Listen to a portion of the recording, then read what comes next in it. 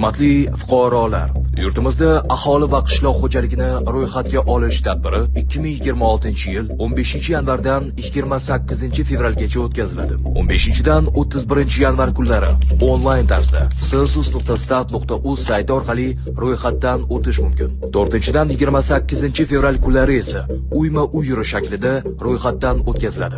E'tibor bering, ro'yxatga olish jarayonini faqat sizning mahallangizdagi yettilik vakillari amalga oshiradi. Har bir ro'yxatga oluvchi xodimda hujjat va u haqidagi barcha ma'lumot aks ettirilgan bejik mavjud. Ushbu bejik ortida maxsus QR kod bor. Uni skaner qilish orqali uyingizga kelgan xodim shaxsini tasdiqlaydigan barcha ma'lumotlarni tekshirib olishingiz mumkin. Begona shaxslar, ya'ni siz tanimaydigan boshqa hududdan kelgan xodimlar ro'yxatdan o'tkazishga haqli emas.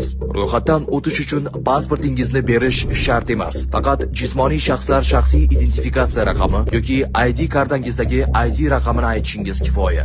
Ro'yxatga olish jarayoni mutlaqo bepul bo'lib, fuqarolardan hech qanday to'lov yoki mablag' so'ralmaydi. Agar kimdir sizning uyingizga kelib, ro'yxatga olish uchun keldik, hujjatlaringizni bering desa, hech qachon ishonmang. Bunday holatda darhol 102 qisqa raqamiga qo'ng'iroq qiling va eshikni ochmang. Unutmang, sizning ma'lumotingiz qonun bilan himoyalangan.